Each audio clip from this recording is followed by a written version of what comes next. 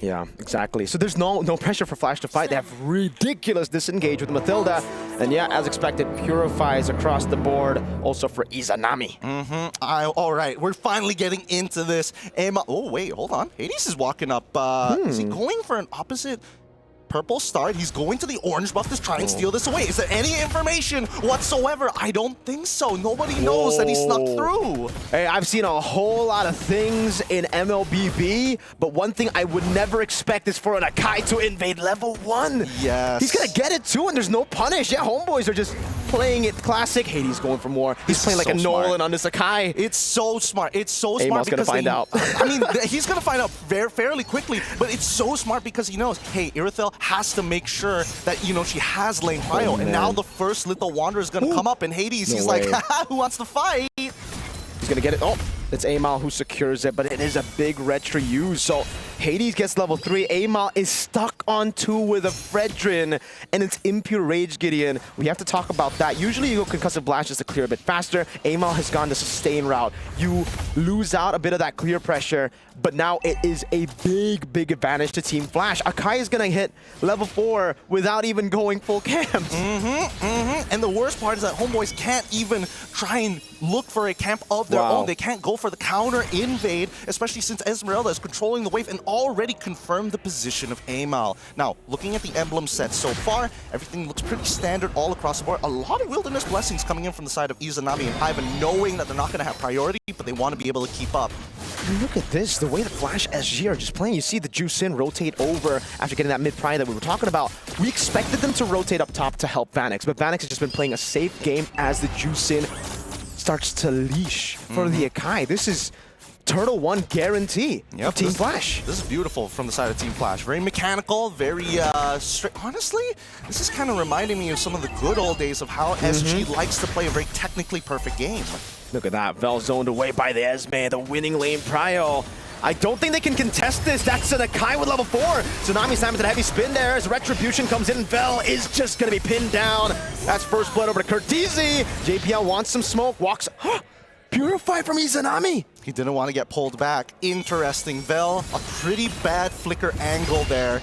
Probably was thinking to get on the opposite side of Hades, didn't get what he wanted, or at least over the wall. First blood falling over to the side of Team Flash, and now they're just going to maintain this type of pressure. This is exactly what Team Flash has wanted for their early game.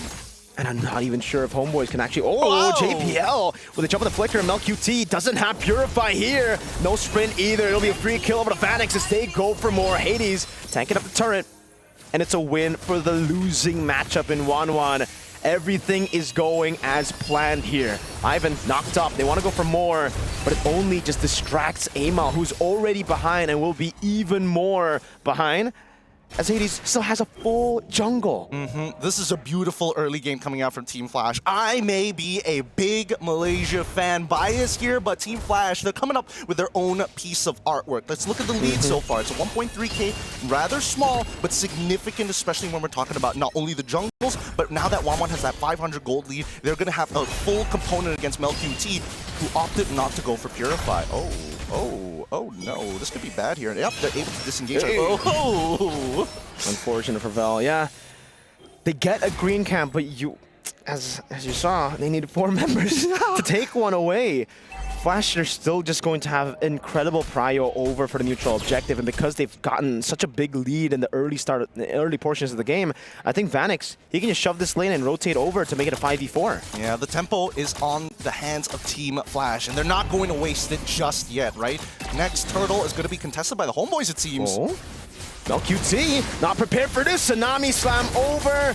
That is a crossbow attacking in the Spire. A bit unnecessary, I feel, but it's all right because they get a trade over up top. And now it's up to HomeBois to look for a big fight. Let's give it the heavy spin to zone Hades away. And it does seem like Amal is struggling to take this. Hades walks up, gets in place, and wins out the red tree. The JPL rotates over. Two-man taunt as Hades is trying to escape now. Fell looking for the vengeance stacks, but it will be Kurt who peels off of Hades. And it becomes a bad fight. A 4-0 start to the game for Team Flash. They go for more. A super long team fight. And HomeBois have no damage. Another pullback just to let Ken dance on Vel.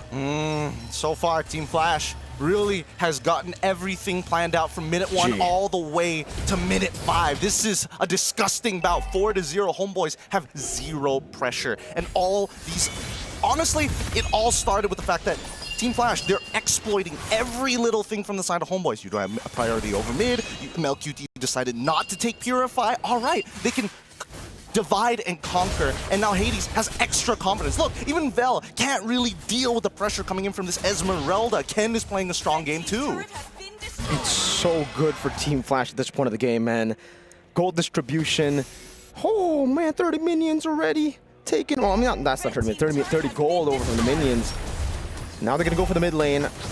Ken rotating over. JPL, leave it back, able to get the knockup, but it's a double Beyblade battle. Izanami Khan following Starmoon. Ken, in the midst of it all, just dancing around. That's a big Appraiser's Wrath that lands, but Phoenix gets taken out by the crossbow. Now another knockup from Curtizi.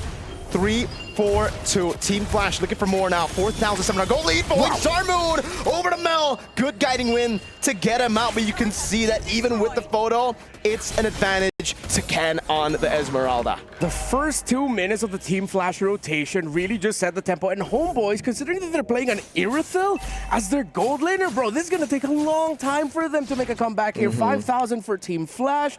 They're diving past the first turret, and the comeback angle here from HomeBois now will have to come from them capitalizing on a Team Flash mistake, because we are getting to the point where the chances of HomeBois finding a turnaround increases. Team Flash took some hits and took a few losses there. Live view. There's a bit of a battle. So there is Slam over. Uh-oh. Amal walking way too aggressive right before Turtle. Yeah, not like that. You're not going to be able to find your turnaround in the mid-game 6 to 8 minute mark like that. So HomeBois are going to have to hunker down and accept the fact that it is going to take a long time for them to fight back against Team Flash. They can just continue this aggression, control the river, control the jungle, and most importantly, get the third and final turtle of the game. All turtles go to Team Flash. It's one thing being behind in the jungle on a Fredjin, but against an Akai, it's a rare sight, man. It really is unusual. JPL will get caught. They finally get something here of a trade when it comes to the turtle fights, but it's a roamer too. I think Team Flash are all right with that. They get a big resource out already with the Valentina taking a heavy spin. Hades steals the orange buff again. Oh, HomeBois. I don't know. I don't think the catch on JPL is worth a turtle and an orange steal. At this point, it's really difficult for HomeBois to actually push back into it, right? The lead is very, very clear. The timers are running out. And worse yet, Team Flash has almost hit that checkmate angle, right? 6.4k so far. And look at them. HomeBois are forced to stay together, forced to fight for every little objective, every little buff. So what we've been already talking about, the fact that HomeBois will already struggle to get back into the game through laning. Now, because they're sticking together, they're going to get less and less gold. It's going to be dispersed among... Oh my lord, that's almost a 3,000 gold lead between the gold laners. And it's supposed to be the counter match of JPL with the conceal. Able to play, able to go for a Tsunami Slam Vanish with the lockdown as well. That should be a free crossbow. Tang into the backline too. Ivan melting down. Has the Purify, but you cannot purify damage. Amal, massive Appraiser's Wrath, but he's a bit too behind to deal any damage. Holy shield. I mean, Team Flash right now is playing a strong fundamental game. Exploit the weaknesses, maintain that tempo, and utilize your lead against your opponent. Because you're not only so far ahead, but because your all-timers are just so much better. HomeBois have to use everything defensively. Every single time they react, it's a winning scenario for Team Flash. Man, Mel walked up and JPL felt no threat. He was just like, all right, I got you, fam. I'll walk back as well. This is Team Flash's, I would say, maybe this could be the explanation to why they were super shaky in SG. It was Zace implementing his style of MLBB into the team, and it took a while. It's tough, right? This is very execution heavy. This is very macro-centric. Every little micro in a lane is taken into consideration. And if somebody misses a timing, it really starts to snowball out of control. And now that the HomeBois, they've reacted a little too much to what Team Flash has offered on the table. Everything is up on the table for the side of Team Flash. Nothing can be really stolen away. Even when we're talking about big plays, there's a huge lack of damage from early to mid from the side of HomeBois to even make it work. Now, MLBB, 2 items, doesn't even have the Berserker's Fury. Recently, Amal just finished the Radiant Armor, and that's the problem, right? Because the big lead is coming from Vanix. He's got everything. 4 items already. Holy! Yikes. Melfic gun at 10 minutes on the 1-1 is a sight to behold. Frigid losing 4 levels against an Akai. You're talking about 2, me and Renmar. Now it's 4. That is just brutal. And this is something that I actually didn't expect. I was about to say that I'm glad Kurt didn't buy the Sky Piercer when you have a 1-1 on your team, but he did. So one of those will be neutralized by the other. I don't think you want... Actually, it could work well. If you get crossbow tang and then you execute while the crossbow tang's on him, then technically yes. But yeah, you're just gonna have to coordinate that. You not only do you have to coordinate that, I think it also gives incentive for Vanix that if you have an option to go for the crossbow tang early, just let it rip, right? You still got Cartesia as your insurance policy, not to mention, again, with these timings, if the fight occurs prior to the Lord, before it spawns, and I mean, I don't think they can, wait, can they look to close out this game? They've got the 10K, they could look to try and muscle in against the HomeBois. Let's see whether Hades finds an angle. Izanami walking up to clear for HomeBois. Not as good. A charge up top of the Lord, able to get a base turret now, but there's going to be a second wave coming down into the bottom lane. Flash rotating down as Ken tries to provide some space over from the Lord. Ivan doing a good job with just standing in the middle, giving some space over to the rest of the team to get the guiding win. It's a good defense despite everything. A 10,000 gold lead, Flash having so much more tempo. They've only kept their losses 1. Falling Star Moon charge up from Ken. Might be looking for a big engage, but decides against it now as Vanix gets free hits over to the base turn in the mid lane, and it will be 3. Oh, Bell the final slash into the back now, able to get away. Curtizi, Crimson Beacon, Hades pinning them down as that is a solo Izanami to just spin in the front. Go shoot, it's JPL over, Ken just dancing, and Flash lose Vanix for Izanami. I mean, it was a good play coming in from the HomeBois, but at the end of it all, Team Flash are walking away with 3 inhibitor turrets at the 12th minute of the game. While HomeBois cannot keep up. You can see that, yes, they are scaling. Izanami is doing a good amount of damage, but not enough to close out on a majority of the kills from the side of Team Flash. They can look for the chase if they want to, but I don't see Izanami there. I guess they're thinking, you know, Vanix is down. We gotta make the most out of the situation. Try to get something back, but it's so difficult when you have a front line like this. You can't ignore him, but you also don't want to target him. There's nothing they can really do about it. I have to admit that this is a losing scenario for the HomeBois. Unless they can have 2 successful base defenses against Team Flash, then sure. But then we have to start considering, what does the siege look like? And it's so much better for the side of Team Flash. They can bait things out, and more importantly, you saw it with Ken, right? Falling Star Moon. Okay, able to get a knock over to Tsunami Slam. Great targeting over to Bell too. Crossbow tank ready, and it will be canceled just for a bit until it gets unleashed onto Amal. Prazer Strat landing. Good read. Falling Star from Ken on 3 as they collapse on him. One more shot. Vanix gets another. It's a double for Vanix as Ivan gets swooped back into the base. Curtizi with 3 of the Sky Piercer stacks, executing the members of HomeBois with a wipeout and a stomp in game 1. And this is what I'm worried about every single time we see Singapore versus Malaysia, and especially with this lineup from Team Flash. The higher the prize pool, the probability of them winning just skyrockets. My goodness, Team Flash look incredibly sharp. I think both of you said it there, they are so systematic.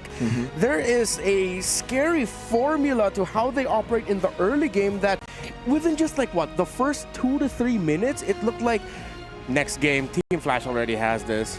I think crazy. It is bringing back the SG of old. Last year when we saw Team Flash, they were like, oh, it's a meta where we need big playmakers, and that's why Diablo was such a huge integral part. And also, let's not forget about Curtizi with his crazy picks. But now they're going back to the good old, we take small exploits and see if we can chain them together to make a huge lead come through in the mid game. And I love this version of Flash better than the previous one. They've literally just traded out those crazy picks in the draft to crazy plays in the game. There's just those little movements like invading early on the Akai, a subversion of HomeBois' expectations took them out. Yeah, that subversion, I feel like, shocked not only HomeBois, but all of us here. There's always an asterisk when you talk about Singaporean teams and international tournaments, when you talk about Team Flash and international tournaments. Here this time, it feels like in their first appearance, it's a very loud statement right away. It's like, this isn't the SG or Team Flash of old anymore.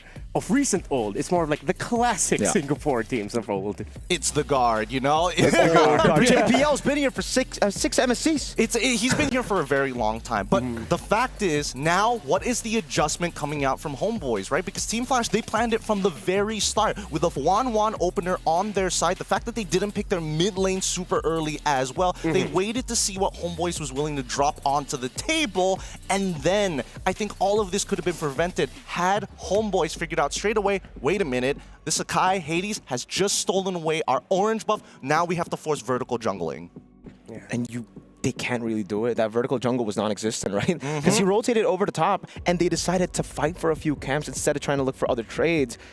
But even then, I think it was just difficult because even if they decided to go for the vertical jungle in the bottom lane, Ken was the one having most of the prio. Oh, yeah. Oh, yeah. And again, we were talking about it earlier in the draft that the Esmeralda is actually going to be very happy in the hero matchup that he's facing up against. And with how JPL and Curtizi were rotating especially, it feels like wherever HomeBois wanted to go and get something, yeah, they were able to steal one lizard at the beginning of the game when they had to sacrifice the first turtle. After that, they tried to contest the second turtle, but at that point, Flash had enough control in the map, had enough of a little gold advantage that HomeBois were just desperate. Exactly. So really what it comes down to is find a way to force lane priority on your side. Be able to contest your opponents, especially when you know your opponents are looking to kind of force you in a non-existent, more so a scaling matchup, right? Here, it's not about scaling anymore. It's how far can we take our lead. And unfortunately, HomeBois kind of fell into that trap lane with only a single win condition rather than having multiple outs. Yeah, the single win condition was really just the Fredrin Arlet combo and Iritha winning lane, right?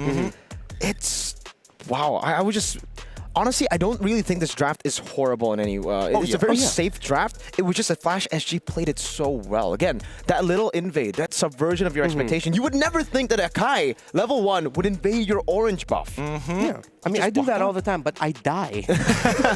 Team Flash know how to do it right.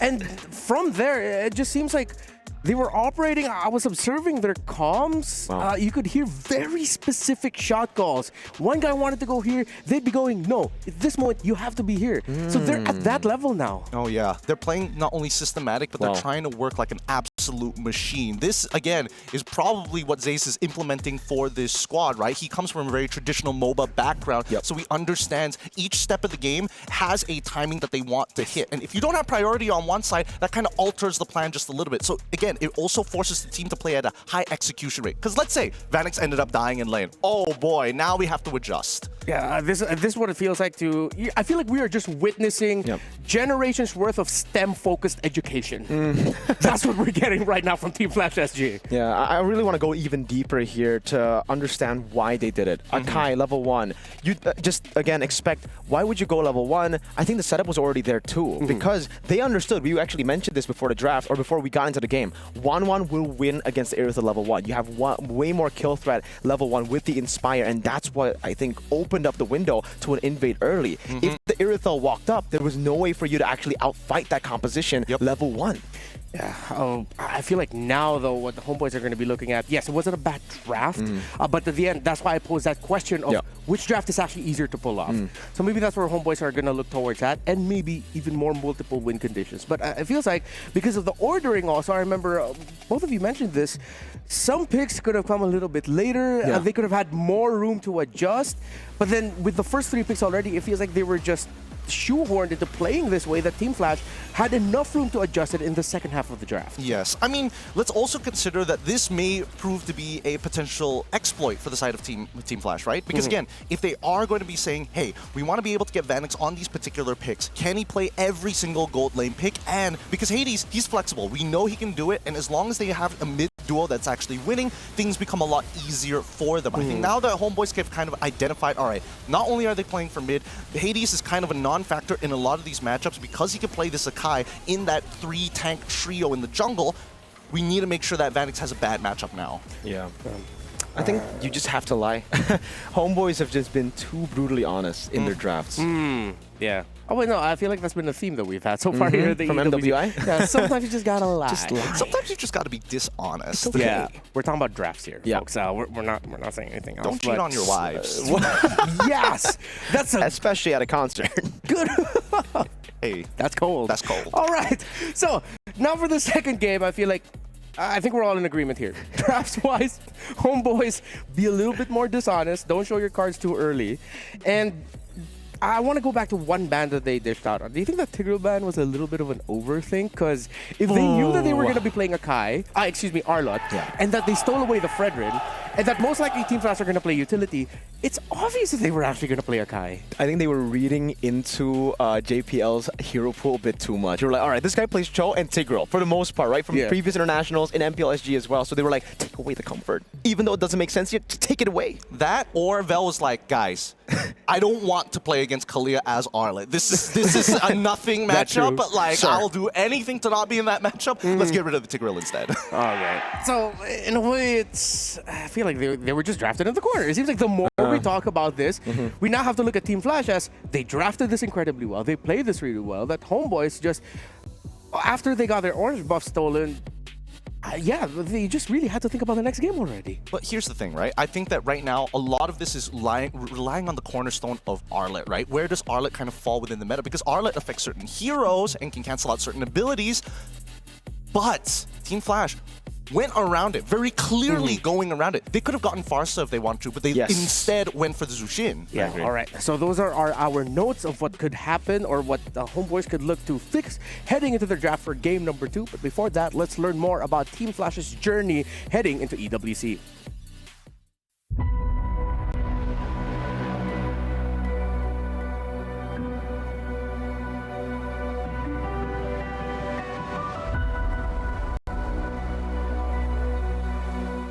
Definitely feel grateful that I get to play EWC the second time. It wasn't a smooth journey we had. We were struggling quite a bit in our league.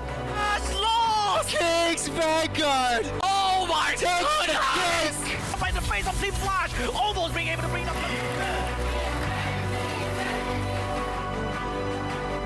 Honestly, I feel that the most important thing for this current EWC is who can adjust to the current meta the quickest.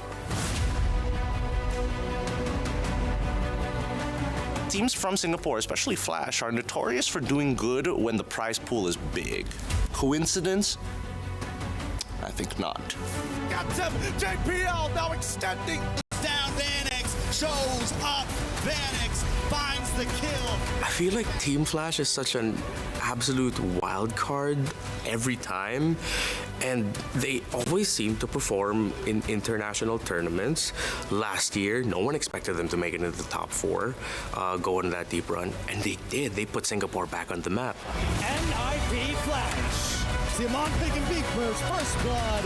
The NIP Flash win out the best of 5. They send the HomeBois home. We are hungry for more.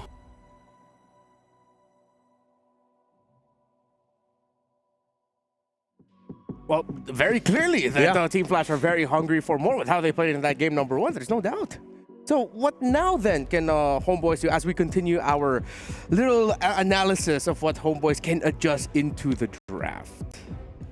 I'm saying, I'm throwing it out there. Okay. Take blue side. First, take blue side, see how they respond on red side. And I think the order of bans need to change just a little bit more. Because again, Uranus could have been taken there. They could have a non-off lane. They prioritized that combo a little too much. And I think teams need to kind of, need to flex it a little differently. If they show Fredrin early, okay, sure. But then, at least then, the signals aren't as clear. Yeah, I think I'm pretty okay with staying on red side. I understand why you want to go for blue side, but even staying on red side here, I would just say get more, just lie a bit more, be dishonest in the draft. Because again, when they picked up the Irithyll, we knew what was coming, and Flash knew what was coming.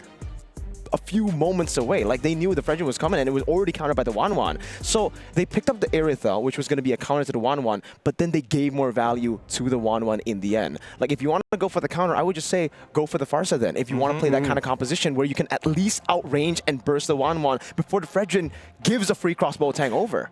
This could be a double-edged sword, though, for HomeBois, considering that they are going to be going on the blue side, which means that the whole dynamics of the draft changes from how they were drafting onto the red. It seems like on the red side, they were putting a lot of power priority into their side lanes with the Arlott and the Irithel. Should they change their focus and look at the center of the map instead? I think they need to start to disrupt some of the other combos that are currently within the meta. I think that the Kalia, the fact that it got so far, is already pretty interesting. We see a Fanny Ban being pretty consistent on Flash SG, which is kind of strange to see it on red side. Usually it's more of a hey, blue side would rather I would rather get rid of it most of the time, but I think that's totally fine. Yeah, it's a bit odd, I would say. Like, considering again, I think Flash SG, they usually want to get Hades on a pick like a Fanny. That's what I thought Ban too. it again. Lancelot was the previous ban on blue side. I wonder if they want to just replicate what they did on blue, saying, hey, this strat works both sides. I wouldn't mind.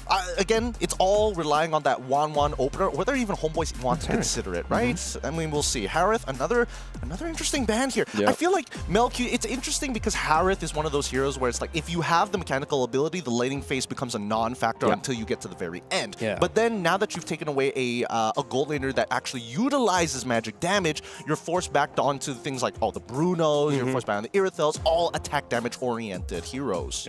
I feel like also Flash SU may know some things from scrims, but the results of yesterday as well, where we saw some significant Harith performances, maybe that one's getting taken out. Heb, of course. For HomeBois, Isan Shin might be available for them to pick up, or the Uranus. I think to keep it simple for them, to keep it standard, nothing too crazy with their ideas, I'd like them to consider just prioritizing those two, Isan Shin or the Uranus, or maybe, just maybe, even the Kimmy. Yeah, I think the Isan Shin should be the choice here for HomeBois, and that's why Flash SG have already changed a bit of their draft. I mean, at least in the bans. They banned Lancelot second previously. I think now they're definitely thinking about whether they should take out the Isan Shin or to go for the Lance again, because the Lance technically enables the Akai pick. Usually, teams have always gone for Lance when they see an Akai on the other side, just to outfarm the Akai and to have a way to just be untargetable when he goes heavy spin to win out neutral objective battles. I think, they're going to leave everything up in the open. I think this is more for Hades than anything else, right? You say the Akai, okay, you get the Lancelot. Worst comes to worst, you're going to be able to get the Yishin Shin. Either way, there's going to be value for red side, because let's see what HomeBois go for their first pick. Okay, so this is actually going to be dictating the draft. The Kimmy ban, I agree with you there. Really changed up how the possibilities here for the first two picks for Flash. So now HomeBois are going to be wait, they're going to be getting two power picks, aren't they? We really just have to settle on one. I'd rather go Uranus. Well, excuse me, Juicin. Okay, center of the map, 100% win rate here in MSC. Not going to knock it. Not going to knock it. They're trying to do it again, aren't they? They're trying to get the Arlott, Fredrin, and Jushin. Again, I'm just ballparking it here. I'm not entirely sure whether that's going to be the end game composition, but Flash, as of right now, can immediately just go for natural combinations of Kalia Farsa almost straight away and force your entire composition to take Purifies. You could also just deny the Arlott, pick it up with the Farsa. That works too, because as a Farsa player, I don't think you want to go up against the Arlott. For sure. I think the worst part about that is that it does compromise.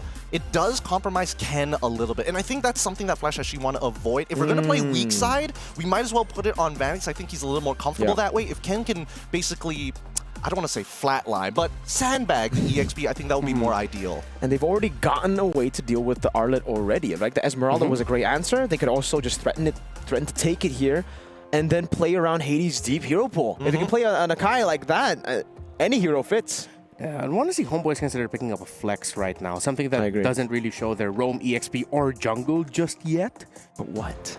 I think at this point, Arlott is too volatile. Arlott is way too volatile. If anything, okay, Lancelot, an early pick Lancelot for the side of the HomeBois, knowing that they're going to have to play into the Kalia, but now the natural counter to Kalia, the God Thought as a means to, hey, it's a 2-for-1 here. Kalia goes for the pick feather, airstrike comes out. Oh, guess what? AOG coming through. Yeah, so, okay, they clearly show the roam. We don't see just the EXP and gold. All right, so HomeBois being honest with this, unless somehow they put it in the EXP, but we rarely see Gacha EXP lane anymore. It's almost always in the roam. While Flash, did HomeBois pick up the Lancelot because they were expecting an Akai to come out again? That could be a possibility. Could be.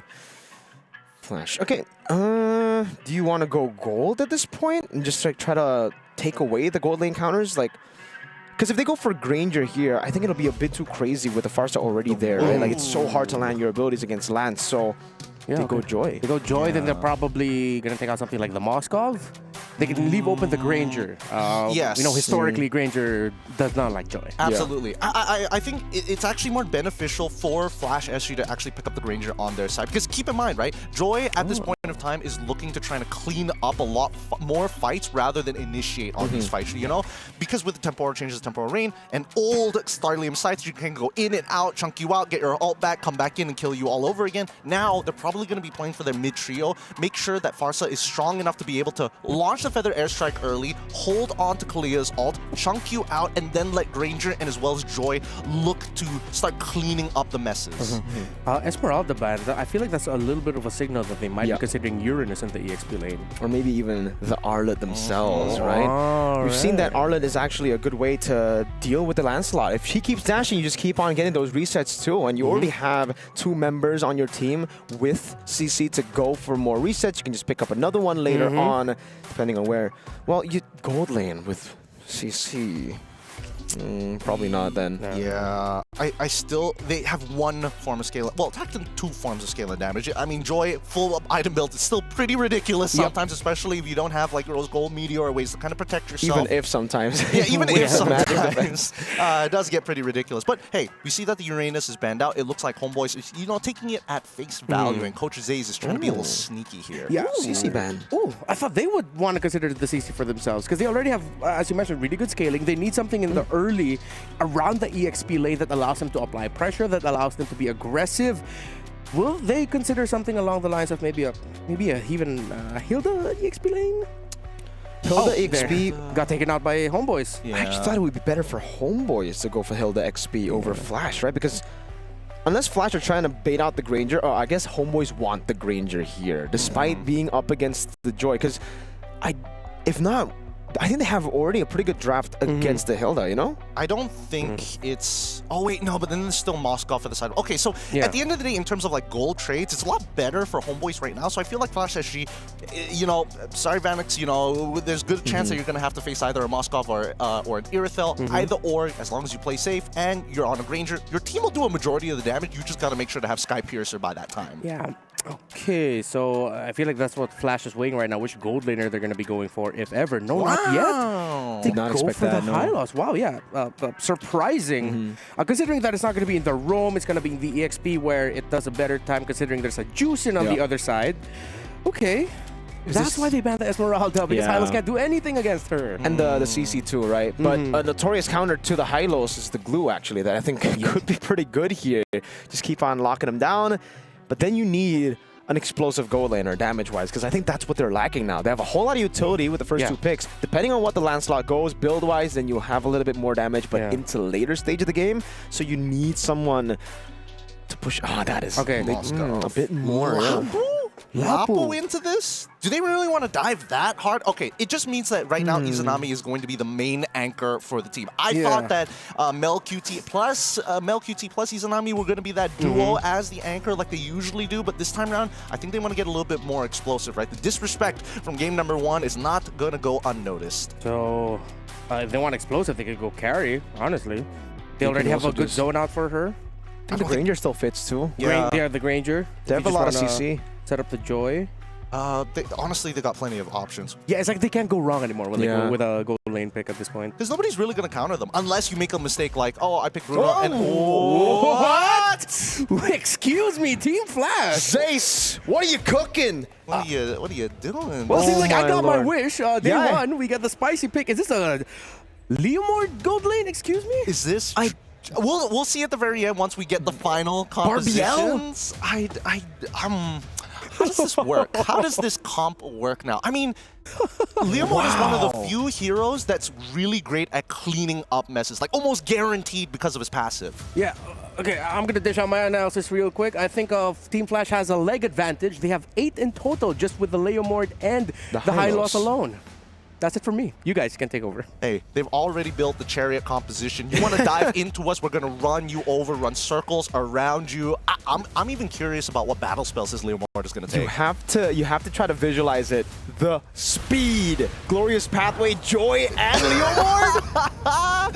It's literally supercharged, the fastest comp you might ever see as we head on in to the second match of our very first series here. HomeBois on the blue side, Flash SG on the red side. Let's get this show on the road. I thought the Cavalry played yesterday, but I guess we're gonna see it today too. So it is Vanix on the Leomord with a Brave Smite. Flicker too. So even more mobility, right? They can run, they can also blink.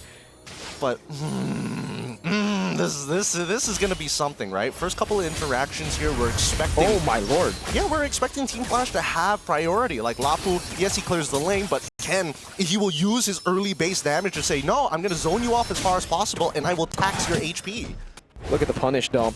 This is the reason I wasn't really too big of a fan of the Moskov, because you need to scale up, and it actually just gave the opportunity for Flash to pick up a gold lane like this. Moskov cannot bully early in the game, even with the Master Assassin here. And even if you do get a few more hits, Vanek just needs to land one, gets back full HP with the Brave Smite and Festival of Blood. He's going to sustain, right? But I want to see how HomeBois is going to look to punish this, because a lot of this comes down to mid-priority. We already saw that JPL got a... Oh, hold on. The damage over to JPL. That's a Lantern Flare. 2 JPL to flick around. A-Mile, puncture, accurate, gets first blood for HP.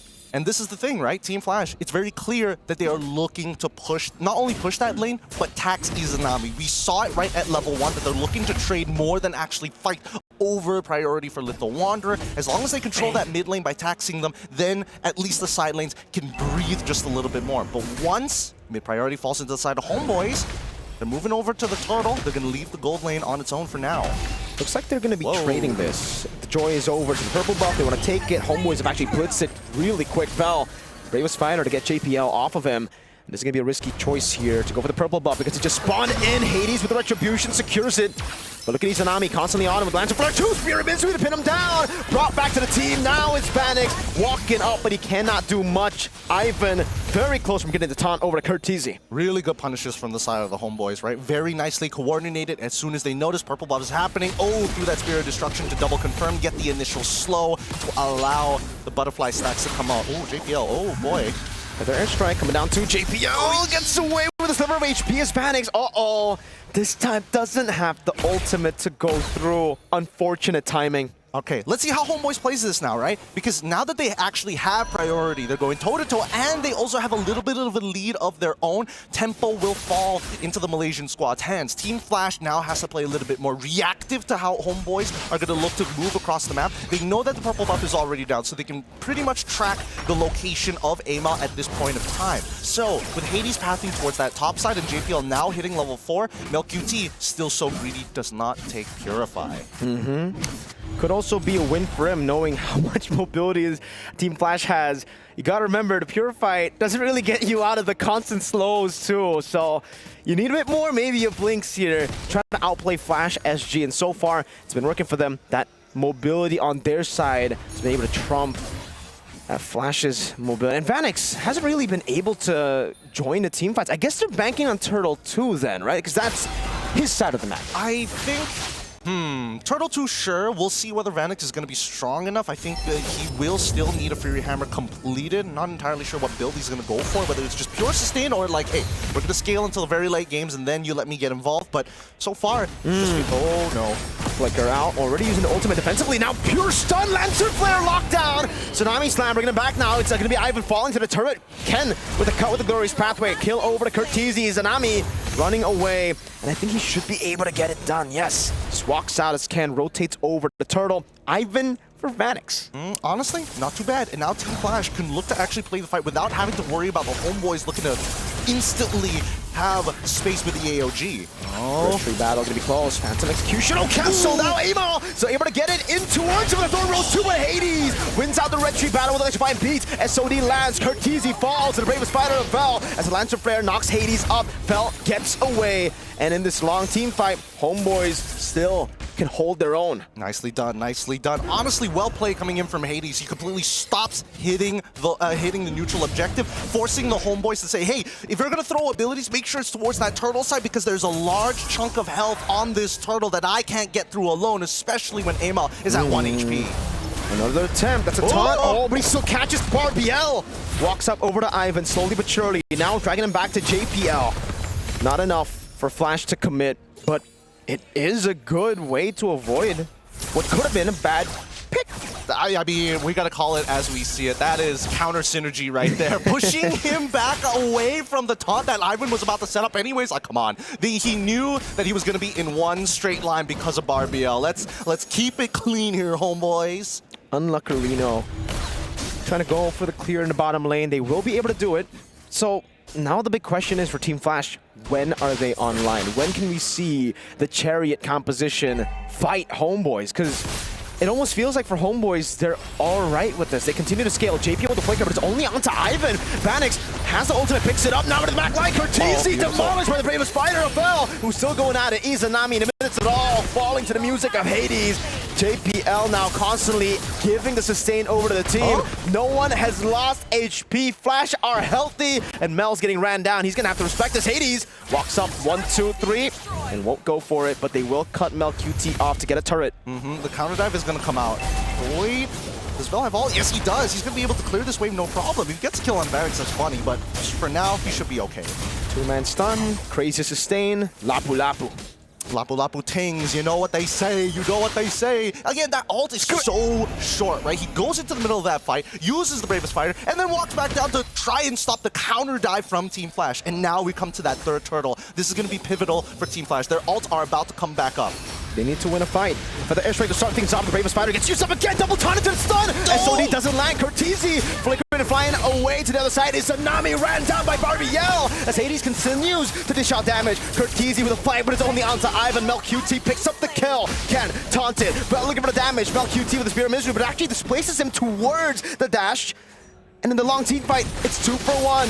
HomeBois on the turtle. Mel on it. Ken looking for a Hades. Has an angle to go for the steal. Walks up, doesn't get it. It's a retribution over by Amal. And that's another stun over. And we'll be able to find Ken. Another taunt over to Hades. With the music, he tries to get away. A few spears to almost take him down. Hades walks away. Beautifully played by the HomeBois. They weren't expecting that Hades was going to get back into that fight all of a sudden. They weren't 100% sure, but they used the process of elimination. And more importantly, they used Mel QT as a dangling piece of bait, hoping that somebody would eventually bite.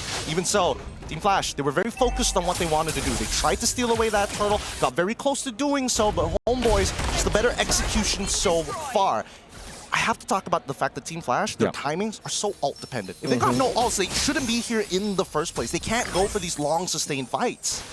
Team Flash are kind of like, they're kind of a mix where they want to go for some, yeah, they really want to win out instantly, but it's just tough because like you want Hades to come in last, but you need the damage from Hades too, because the Feather Airstrike and just Vanix won't be enough. I think it really boils down to the HP difference. If somebody's put down to 50%, that's when Vanix is more confident to walk in. So they're allowing Hades and Cortese to just rip their ult as soon as possible to see how much they can get from it. But even so, I mean, that's when the value from Ivan's Revitalize comes into play as well. It's like, when is he gonna release it? It's a battle, mind game, and hey, Mel QT wins this one. He's been losing a whole lot of the crab battles, but he's gotten the green raptor over there, and Mel is very close to his item power spike, so the clock is actually ticking away for Team Flash. Once that DHS is available, Vanix is going to struggle, even when you're on top of Barbiel. I am curious what he's eventually building up to, but here we go. AOG, Crimson Beacon 2, Hades! Gets away just barely. Amal with a Thorn Rose, 1 HP, and Hades gets away. Now the re-engage for Glorious Pathway. Good stun from Vel. Lord spawns in, and they've baited out. 1-2 for 4 ultimates. So 4 ultimates of HomeBois, but they're going to be up quite quickly. And more so, they know for a fact that Team Flash can't just blitz down the Lord without committing a couple of their own ults. So HomeBois actually are fine with this. All right, we'll eventually get our ults back up. We can take our time. Vel, his ult is expandable. Amal, same thing. Izanami, you got to chill out for a second with Ivan. Okay. Amal, he's out of there, no problem. But you can see both Team Flash and as well as HomeBois, nobody wants to take first position on this Lord. HomeBois know that they need to bait out some big resources. Great CC immunity from Vel. Now a stun over. Bit of poke back and forth. They know Vel doesn't have the Brave Spider and they want to go for it. A cut down, but they are struggling to find a target, and now it's even. Both XPs lose out on their ultimates. Tsunami Slam over. Oh, what is that burst? Vel able to get away now. That's going to be Vanix. Walk it up. Getting the shutdown over. A full dive to the back with a chariot, but look at the bottom lane. MLBB still going for an SOD landing to the back now. Will he take it? It is an isolation of JPL. Spear of Misery from MLBB. One last shot with the flicker in. Ken gets the stun. Hades walks up. Mel caught in the back spot, gets the Spear of Misery. Amal wreaking havoc in the back line as Vanix falls to a double kill. And Hades will be forced to run away. Mel 1 HP. One more shot to get him. He doesn't get it. And Flash are again almost wiped. Woo, down to the wire. HomeBois, as honest as they are winning out in this situation thanks to the economic advantage. Amal having enough items to be able to start cutting down the members one by one. Through the Blood Wings as well. Let's look at the replay one more time, because in this fight, right, that spear coming through, hitting that backline was a very big game changer. We thought he wasn't going to take it, but once Curtisi was in an awkward spot, wait for the last second, he walks down to the mid-river, bang!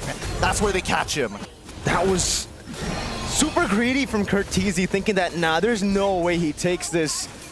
And everybody was scattered. They weren't on the same page. JPL wanted to fight in the front. Everybody was like, yo, bro, there's an SOD. And then I guess Kurt was like, you know what? I'm gonna help my boy. He's almost dead. He walks up and then he falls. But the rest of the team were like, dude, no. Please, they need somebody to fall back to. That's why anchors are huge in the current metagame. An 8.3k lead coming up from the side of the HomeBois. Oh my lord! Oh, where did he go? Where did he go? A magic trick from HomeBois. You blink and you miss it. Hades got sent back to the underworld. Now to Lord in the bottom lane, getting a full charge in. And I have to say, Team Flash, without a marksman, their clear is pretty bad. They're struggling right now. Ken's gonna be next to fall, right? No, drops the Revitalize at least. Ooh, 3-man knockup. And then SOD into the back line. JP over to Tsunami Slam, able to lock Ivan down, but there's still no damage to follow it up. MLBB just going at it with the spears. It'll be Vanix next in the chopping block. Amal walking forward with a puncture. And now MLBB locks onto the crystal. Let's get a full 3-game series, folks. 1-1 so far. I'm just shocked the fact that, I mean, HomeBois, they played kind of honest with their drafting phase, and then we see that final pick. Nobody saw it coming. It didn't work out the way we were hoping for. I don't think it's because of the lead, but it became very clear. Without the Blade of Despair, it becomes a problem, right? Because the scaling coming in from Vanix, like, yes, I'm sustaining through the damage, but then there's Izanami who's like, okay, you want to sustain? Sure. I can do this literally forever. I can keep picking you up, I can keep chucking you back, and most importantly, Amal played a solid game. His damage was so relevant.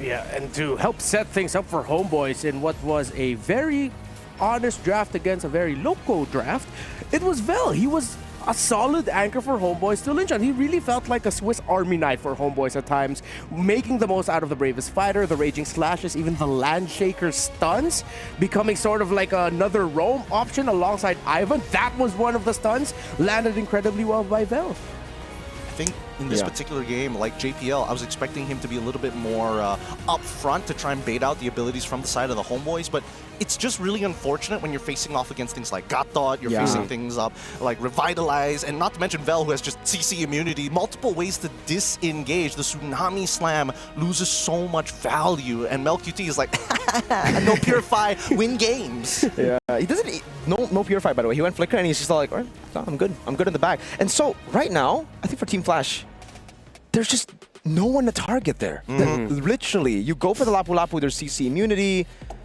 It's really, really tough. Yeah, I felt like the lineup of Team Flash had a very specific win condition. It would have been easy to pull off if somehow miraculously HomeBois completely messed up in the early game and gave them like, what, 5 kills within the first 5 minutes or something along those lines. But that's a win condition that's like, at that point, that's sort of like wishful thinking. Not a lot of teams will give that. So HomeBois just played it, you know, by the book. Play around your gold, play around the fact that you have a very steady lineup, and then you can win from there.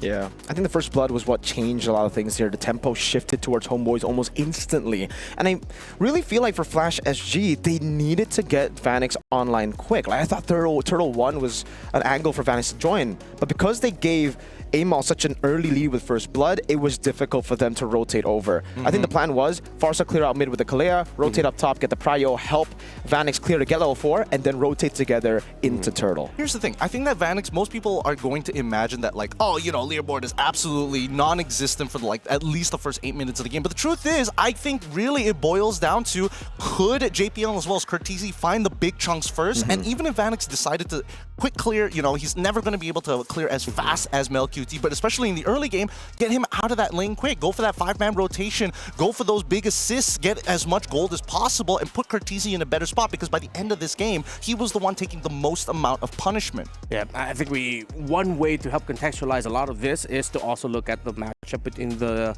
Lapu Lapu and the High Loss. The High Loss, of course, very utility, great slow, great healing, but he doesn't really do much. He stands there, deals a little bit of damage, but the impact of Vel with the skills that he can drop and use, and if he hits them, significantly outweigh what the High Loss brings to the table. So everything that you guys mentioned, plus that factor with the EXP lane matchup, just equal to HomeBois running away with this, even though they had less legs, literally. Let's visualize it again. I would say for Flash, right? They decided to take on a lot of weird 4v4s without Vanix, because Vanix was like holding on in the gold lane or even in the XP lane when they traded. But it's just bad for Flash SG to take those 4v4s because Hades wants to come in last. He doesn't want to be in first. And so you're just left with a Farsa like getting feather airstrikes that is very easily dodged by this composition. That's a Juicin and Lancelot. Like, none of them are going to take those shots.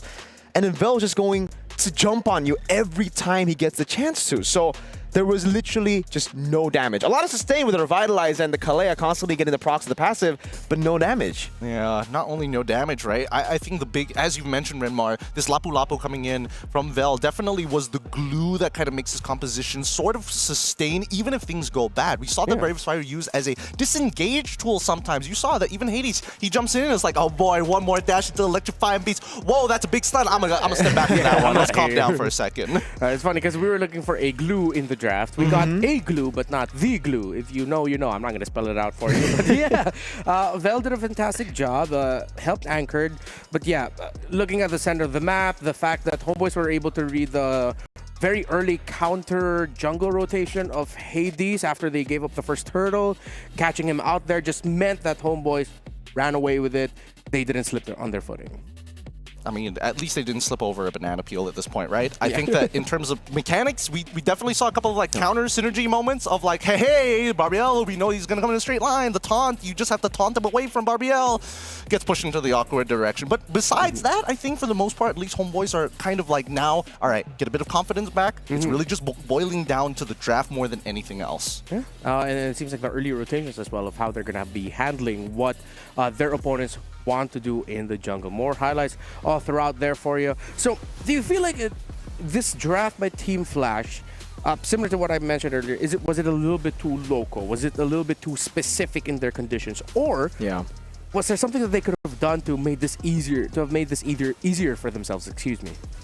I think it is. I think it just is a bit too one-dimensional. You're just banking on the fact that you win turtle fights, right? Like, you're utilizing the river changes to get mobility from your gold lane over to the turtle, and then you fight. It is straightforward in a sense. But yeah, things could have changed had the first blood not happened. I think they could have recovered from the first blood, right? I think that the second turtle was the interesting decision coming in from Team Flash. They knew they could potentially contest, but then Barbiel comes up super early and HomeBois forces it out of them. I think that's where you needed to make the call of like, this is not happening at this point, right? Turtle 1, we see the initial invade.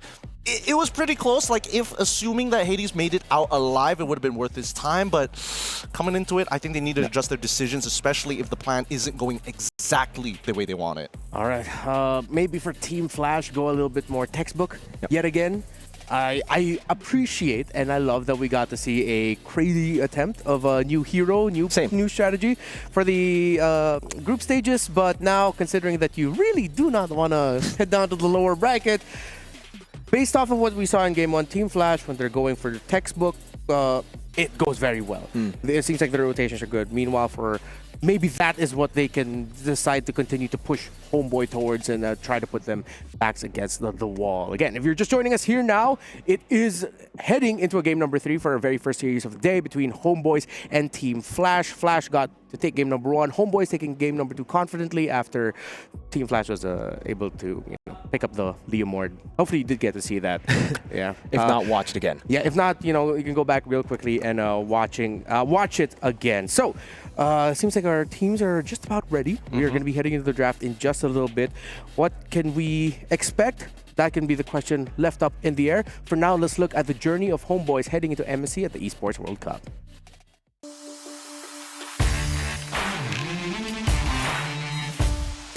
Hello, nama Melkiti, HN Melkiti dari tim HomeBois sebagai goal laner HomeBois. Bila kita orang kalah dengan SRG 4-0 and tu memang macam orang cakap yang kita orang memang tak ready, yang kita orang just nak pergi MSC, tak nak lawan, tak prepare lah nak lawan SRG, and cara kita orang overcome mungkin dekat kita orang tengok balik game and improve. Selagi banyak masa yang ada, selagi itu kita orang improve lah and sampai ke hari ini. This team has so much potential, right? With a meta that is shifting into a more diverse style of play. That's the back line!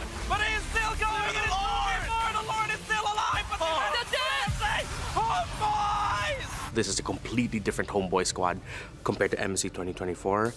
I think they're really going to use that as motivation to show the world that MPL Malaysia isn't just all about SRG OG. Don't forget about HomeBois too. It's a wipeout! HomeBois! Kita orang semua nak expect yang at least kita orang nak top 4. So susah sikit lah perjalanan tu. Just kita boleh bagi yang terbaik lah.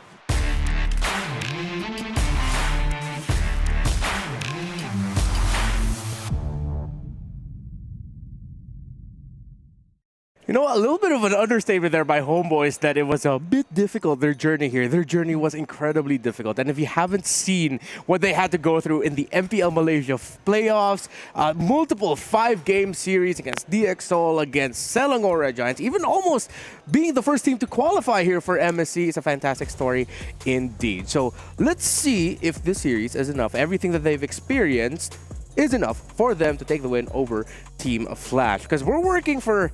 This is like the difficult part about analyzing a game number 3, wherein you're working from 2 very opposite sides of the drafting and execution spectrum, that you're just trying to find that in-between for both teams. So what is that in-between that we can focus on? Let's start on first with HomeBois. Okay, I think all of it boils down to, put on your tinfoil hats here, the fact that I have taken off my face makeup here. Without the mask, think about it, HomeBois were losing the game. As soon as the face paint came off, they started winning. Coincidence? I think not. All right. I heard that phrase before. I think Me it's from too. a guy who looks like you. I think my tinfoil hat Esports Reptar? Yeah, that guy. Yes, getting you at Esports Reptar Field 5-way. Full name, government name over there. Government Well, name. now, for Flash, Yeah, for Flash. back to blue. That's the way to go. I think stick to the orthodox draft. Maybe save those little cheese strats for a bit later. I like that they tried in game 2. They had a lead, so they were like, all right, if we get this done, we're going to shatter the expectations of everyone in the tournament. And then they're going to be looking at Flash and being like, what do we need to prepare? Like, what is that? Do we counter Leo? See, it makes it very difficult for the later matches. But now, I think stay chill. It's about impact, and I think now we need to talk about adjustments, right? Because HomeBois saw what that first game draft looked like, and now we're seeing a couple of similarities, except this time, or maybe, possibly, 1-1 ban. Reyna's gonna get let through. Kalia might not gonna get let through. The power picks are substantial for blue side if we follow the exact same pattern from game 1. So far, it is the exact same pattern with the Family Lancelot bans, the Yisenshin Phovius ban. So maybe Team Flash, if they change things up and it's not a Harith ban this time around, okay, it is a Harith ban. So it's up to HomeBois to decide whether or not we're going to be playing with a similar drafting field as game number 1, and we are not, as they take out the 1-1 right away. There we go. That's what we wanted to see. Does mean that Team Flash, again, still plenty of power picks on the table. I want to see what the different style of opener is, right? Look at Zaze. He's looking at a notebook. It's like, okay, different opener, new hand. Let's figure this out. So, Baksha. Finally. That was the final ban from HomeBois, I believe, in game number 1, right? So, they take it away. First time we're going to be seeing the Baksha today. Thank God it's been so long. Because this now, again, takes away a little bit of value from Izanami. He can't just go, oh yeah, I'm going to take my Kimmy, my best performing hero during the regular season of MPLMY. So, HomeBois, what are you guys going to do? Play around the mid lane prio, maybe? Rush juice in if you want to, because it seems like they're very comfortable playing around the juice in with heroes that can just bully the center of the map, dictate the tempo of the center of the map. I mean, still 100% win rate. There you go. Yeah, it's still 100% win rate, but now it also kind of forces HomeBois into these awkward spots. I can't pick Kimmy. I can't pick Kalia as well. Gatot on top of it doesn't do very well into the Baxia. So as long as we don't know the position of whether the Baxia is going to go into the jungle or into the support side, I think HomeBois need to kind of narrow down on what their mid lane duo is going to be. Ideally, it's something that clears really, really quick and interacts with the opposing side a little less. Okay. So for Flash now, do they just go for the Kimmy, the easy pick here? I mean, it's already up against a Juicin, right? That's where usually you would find comfort. It's already set up by the Baksha too. Yeah, I feel like it's the safest pick right now that they Very can just safe. go for. There you go. And Non-answer. Angela, whoa! So they really want to bank on the Baksha-Angela combination. Yeah. Okay. But then at the same time, they have enough room for flexibility in their draft that if they ever put up a different, like for example, the Baksha goes roam, you get a CC in the EXP. That's also another classic combo with the Angela. So there's a lot of options and flexibility for Flash SG heading into the second phase of the draft. This does mean that HomeBois could potentially look to kind of pivot their composition to a more pick-off style if necessary, right? But it really boils down to who's going to be the big burst hero. And right now, the fact that they've already lost the jungle and mid role, it only leaves what, just the marksman role at this point, the gold lane. And I don't think, and with Granger as well, unless Granger has like an absurdly winning lead or a huge lead, then sure, that makes sense. But I don't see it because all of their cores have basically been revealed. And HomeBois got to ban Irithel now. We know the combo, the Baksha, Angela, Irithel, to be very lethal, and it's a composition that would that will give the Irithel a lot of value right now. If you look at it, right, the Juicin, this comp, everyone gets punished hard. Oh yeah, I mean, and they still need the front line. They really need the front line. So I'm hoping HomeBois just please ban out the There we go. Irithel, get that out of the way. Make sure again, now that Irithel's out of the way, you don't have to worry about the household domestic abuse that's going to be applied by Flash SG. But now let's look at Flash SG's side, right? What are they genuinely worried about? They've got one of the strongest heroes in the meta so far, on top of like the ultra sustain and the early game from Kimmy. Like things are shaping up to be well for Flash. I think CC, a good choice to go for HomeBois right now. They need a bit of shred. So I'm thinking like CC, maybe glue as well. Something that can deal with this utility jungle, but they just take away the Kalea. HomeBois need something active here because looking at the lineup of HomeBois, it's so dependent again on, similar to Flash in game number 2, HomeBois needs to get a really good early game going here. If they don't, if they can't keep it close, if they lose considerably within the first 5 minutes of the game, the comeback is going to be so hard just through the 3 picks that we already see on the side of Flash alone. So they definitely need a early game facilitator for their lineup. They can go... Wait. They've got Jushin on this side. They've got Granger, who's most likely not going to take Purify this time around unless given otherwise. We do see a Lapu ban come out from the side of HomeBois.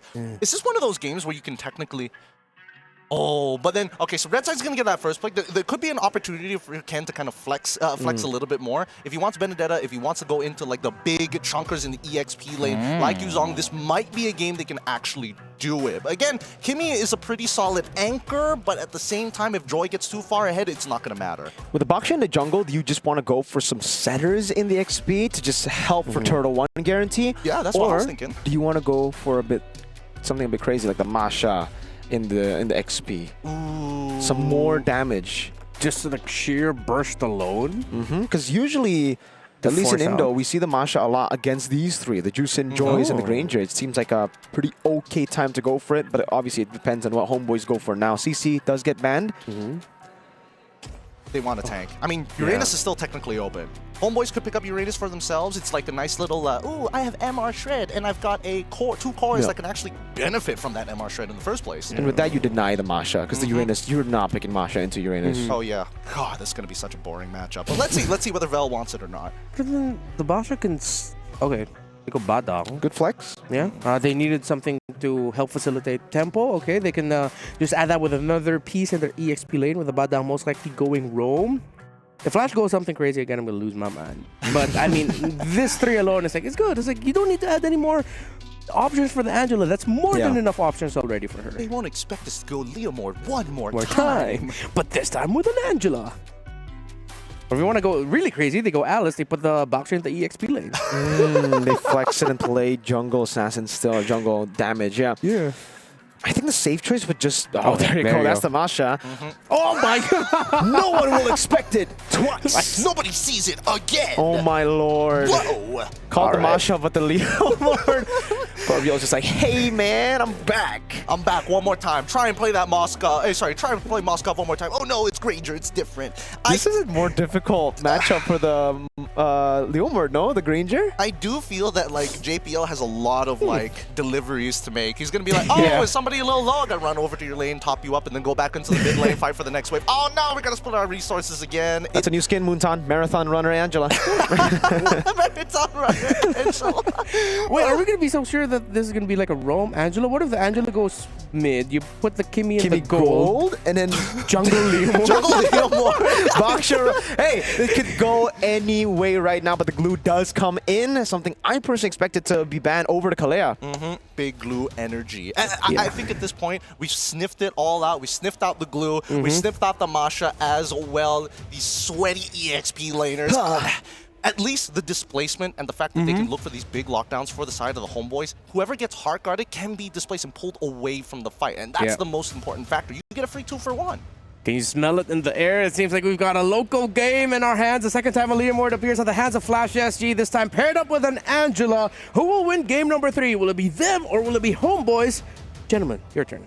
Thank you once again, Remar. Our desk host giving it up to us to go into the Land of Dawn for one last time between these two teams currently at match point. HomeBois at 1 point, Flash SG at 1 point. And they've changed it up a good amount of times. This time round for our matchup, we're going to see that Leomord one more time. Is this experiment going to work with a lineup with the Angela or not? Flash SG on the blue side, HomeBois on the red. Second time is the charm. At least that's like the saying that Zace likes, I guess. Let's see if it actually works out here. Everything does seem to be normal, so there's no crazy flex into the end with the Boxer going roam and the Leomord going jungle. It is the Leomord going gold as expected. Masha with lethal ignition. Oh, yeah. Oh, man, look at that damage from Amal already. Mid-prio coming down early. Ivan with a flicker forward, forcing JP with a flicker to Curtizi. Forced to run back. I'm all for it right now because at this rate, HomeBois have even adjusted their starting buffs, expecting Team Flash to go for that initial push and invade. Wow, okay, this is actually working out really, really well for the HomeBois because you would imagine that with JPL on this Angela and Curtizi on a Kimmy, they shouldn't be losing this much health. Yeah. At least you can heal back, so that's a good thing. Bargain Hunter and the Inspire here, the choice for JP on the Angela. And it's the Weapon Mastery, so don't expect Ken to be participating in a lot of fights early. He's just going to be farming up to be a monster. So Team Flash now, I think they might be playing more to mid to late with the emblems alone. Yeah, I'm more worried about Vanix right now because, like, in comparison to the Moskov matchup, like, this is a lot easier for MLQT to just go pew pew pew. I'm just gonna chunk your HP. What are you gonna do about it, sucker? Especially at level 2. Like, at this point, like, Vanix is a little nervous to walk up every single time he's thinking about the wave. He's just, I have to clear the wave. I can't even trade back. And it's so annoying because on the Leomord, you can't really last hit without shoving the wave. You throw out that big skill AoE, and it pushes the wave to Granger. Mel can just freeze it up. Hades with the shield unity. You're gonna lock Izanami down as immobilization as well. Big damage coming down. Amal is able to dash into the back now, losing a bit of HP. Pops in electrifying beats. Big resource. Let's see what Flash can do with it. Wow, they didn't. Okay, I mean, Amal definitely didn't want to die early there. He could have looked. Oh, hold on, another opportunity. Yep, this is the glue. Over to the back, actually able to find Curtizi. Knows he has Purify, goes to the back. Now Vanix rotating over. Something we expected from game 1, or sorry, game 2, shows up here to purify out from Cortese over the mountain. Now Vanek still able to push him back into the mobilization, and now it's Ken who rotates forward, gets the thunderclap, enables the kill. Hades gets away barely, and Ken thunderclaps Amal. And that's why Baxia is so nasty in the meta so far. Rapid Boots being purchased by Ken, going to be useful, especially after he loses a bit of HP off of the wave and can rotate and still maintain a healthy amount going into these neutral fights. Either way, this is, whew, what a game. It's so crazy, Gideon, because we were talking about the lane matchup for the Granger that should have been better. I think we're going to have to hold on that thought because both teams... Okay, we can talk about it. So, Granger should be the better matchup, but because it's so much of a better matchup, Mel decided to shove the wave and rotate mid for the double lane, I think, right? So that's what enabled Vanix to rotate? Actually, it's Mel looking to trade against Vanix a little too heavily. Because keep in mind, right, when you are using that Rhapsody, the waves are a big proponent to it. So you gotta move away from the wave to find these angles, and Vanix allows Vanix to kind of walk up and clear quickly, which is why we saw him move first. So that's kind of on Mel, I'm not gonna lie, but the communication should have been there. Like the flicker coming in from Vel in the mid lane, that should have been a completely different direction. Because the idea right now, I think, is for HomeBois to have Vel, or to have Mel constantly hold Vanix down in the lane. You don't want Vanix to rotate. You saw what he did with one rotation, but Flash SG are making it hard. They're already on the turtle. Oh, he's not going to be able to do this again. Let's see. I will lock down to the pin down already, but Ken is dealing a lot of damage with Thunderclap over to Amo! Oh! And he gets the last one! The electrifying beats enable the reset. Cortese mounted. This time they'll purify, but look at the boys. Shield Unity. Hades is rolling over. Vel gonna be stunned up. Ken has 3 more health bars to go for 3 more big Thunderclaps, but he doesn't even need it. Cortese gets a Sky Piercer stack off of that kill. Wait, look at the response. Izanami getting right on top of Vanix. Bang. Into the Shooty McShooties. Vanix, oh my lord! This flickers out to safety now under the turret. MelQT doesn't have the bullets. Not enough to take Vanix down. Hey, Ma, whoa, Vanix. Hey, JPL's here. Does he have the hard gun? He doesn't have the hard gun, but he will top up Vanix. Oh, he's playing with fire here, but at least he's able to heal it back up. I'm pretty sure that the items... The War Axe? I think he's got the War Axe. He's healed up a little too much there. Let's look at the items. Yeah, War Axe first item. That's crazy, dude. He got like half HP worth of health. Just boom, into the minions. It's a fat wave. It's a fat wave. But can we talk about Cortese and the fact that he's a little greedy boy? He's like, ooh, I'm going to go for the Sky Piercer. I'm a little dirty here. He saw the early game. He knows that he and his team are very much in the lead. So, and he actually isn't the main damage dealer. It's actually the 2 side lanes. So he's like, you know what? You do damage, I'll rack up kills, and later I'll do the damage and execute everybody. All right, so Barbiel has already been thrown out here to try and get some, not only control over the lane, but an opportunity onto MelQT. It has been nullified because both JPL on top of Ivan very nearby. Wait, Baxia. Uh-oh, MelQT, you can dish out damage, but can you sustain? Oh my lord, Hades is a walking rock right now. No one can crack him. You can knock him up, you can punch him in the face, you can do whatever you want, but Hades just chills there as he pops in the poison. Oh no. Up top, this is what I was talking about, Gideon. The Masha into Joy, it's so good. Yeah, that Thunderclap is a little too strong. But the anti-synergy here, at any time, Ivan could have just dropped down that wall, and I think it would have been enough space to collide into the turret. I mean, to be fair, MelQT probably could have communicated. He got no dash. No, at least his flicker is back up, but let's see how they play this next scenario, right? Because ults are available. Look at Vanix. He's setting up for a proper flank here. If HomeBois takes control of mid-bush, that's actually going to be good for Team Flash. Turret up top means that's more prio for Flash, and Hades will utilize it. Shield Unity cancelled. Have to look at the position of Vanix. This could be massive. He goes back into the mid lane now. He has the ultimate. Hades on the neutral objective. Gets it for free. Now Traction Pulse. Okay, HomeBois just give it. Yeah, I mean, you might as well give it at this point, right? A 2.5k lead, honestly, you need your team to actually scale a little bit more into this game before they're actually relevant, and most core items haven't been built in the first place, and I think that's what they need the most, right? Amal has already taken 2 deaths. Hades has a full level lead on top of having 5 assists plus a kill. Oh my lord, again the Thunderclap, this time not enough damage to get the reset over, Fel. Looking for a possible pick, but he knows better than to go in. They know there's an Angela on the other side just waiting for a hard guard. Yeah, it's just not worth their time, especially with resources on the table still for Team Flash. Right now, in terms of like resource trading and alt economy, it's so much better for Team Flash rather than the HomeBois. A lot of these fights aren't without much commitment, because Ken, he doesn't really care, right? Just take my HP bar, give me my resets on my Thunderclap. I will take you on every single time, and Amal, he's really struggling with it. Very much so. Right now, I think the big concern isn't really... It's just Pen. They need Pen, dude. They need to get through the healing and the sustain. Plus, obviously, how tanky Hades is. Yeah, it's...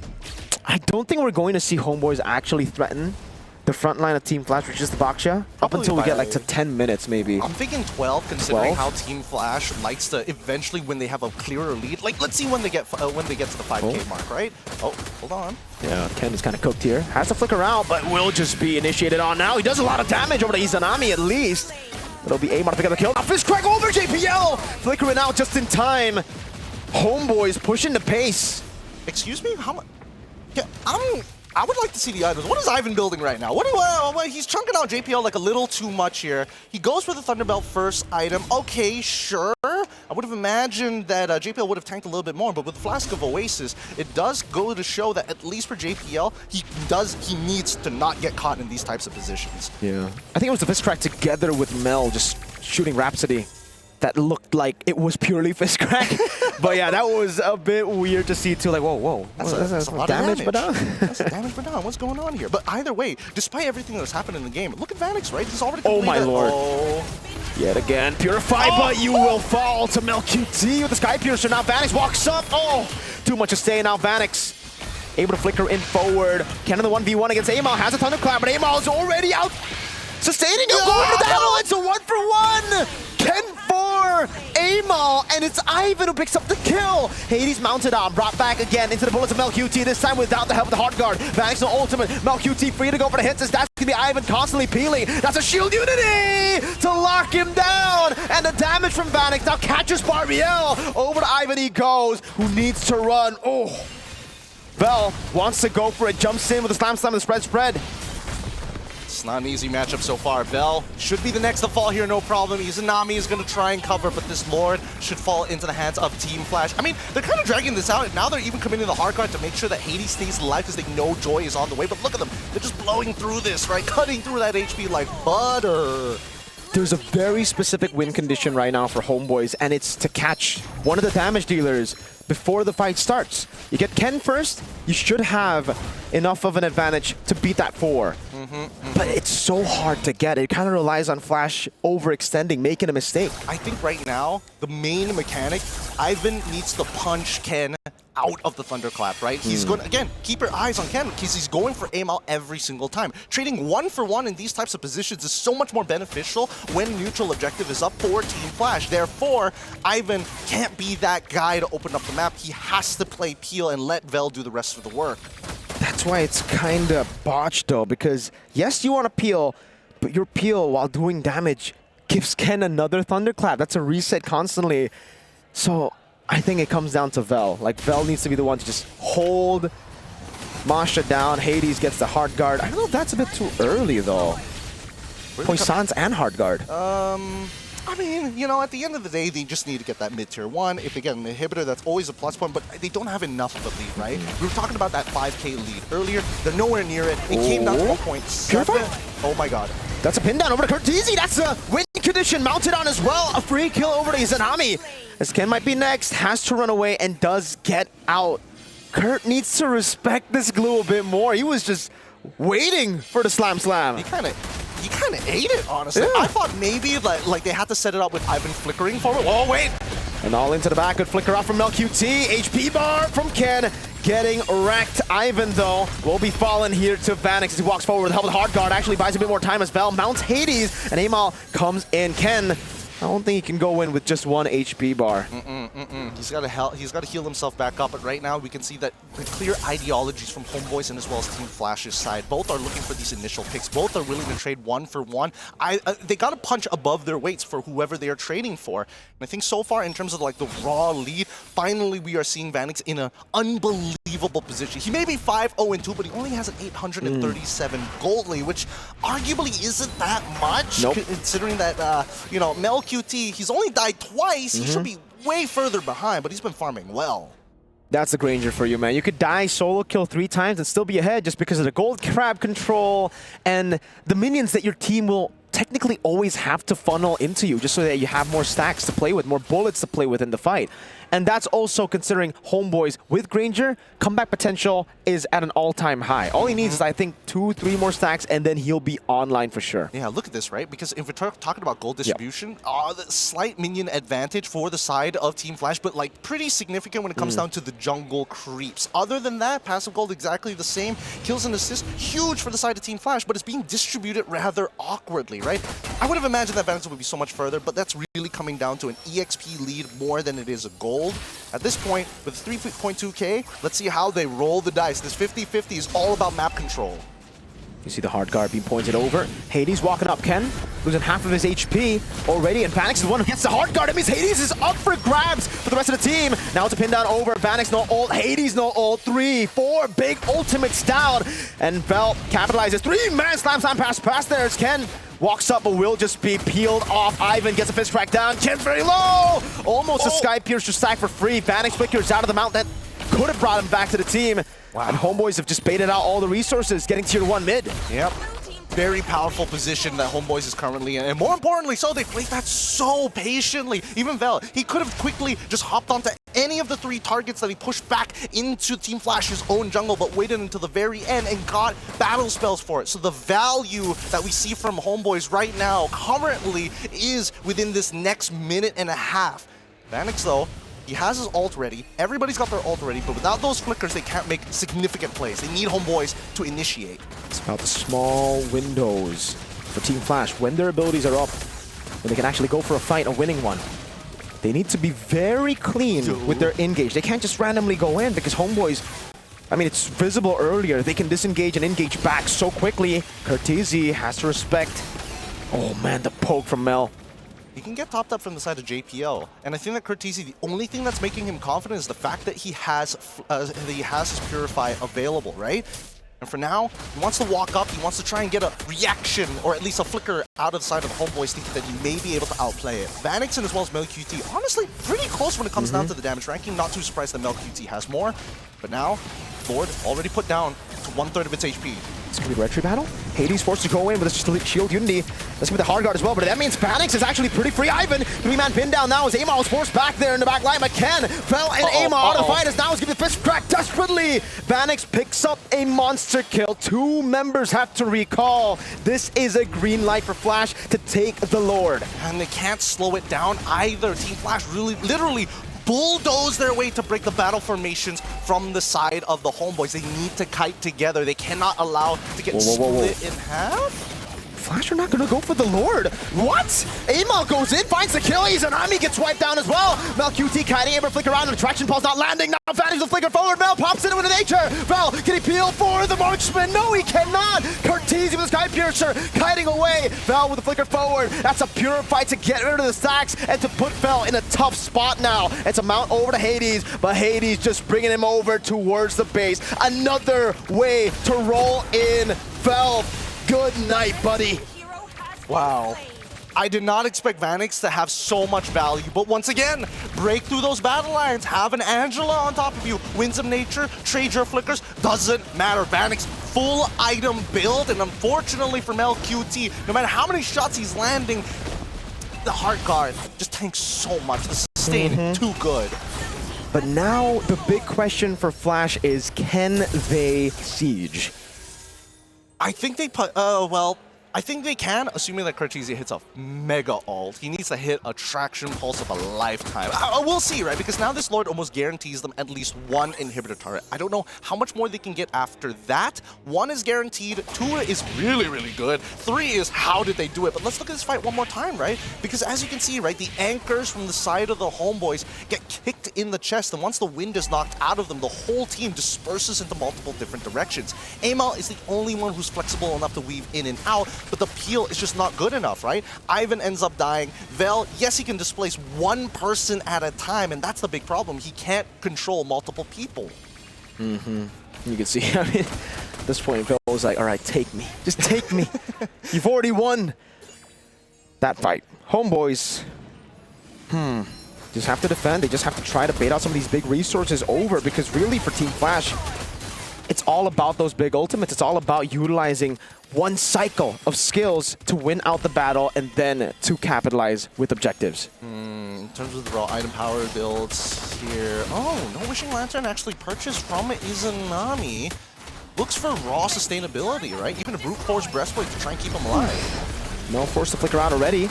Lord charging down, able to get the damage onto the base turret as Kurt TZ constantly goes in. Can't really go on Ivan. Base turret number 1 falling down to the bottom lane as Hades pops into Poissons and the hard guard comes through as well. Crimson Beacon now the pin down over to Hades with MLQT just shooting him down, but Hades is healing off of those shots, my lord!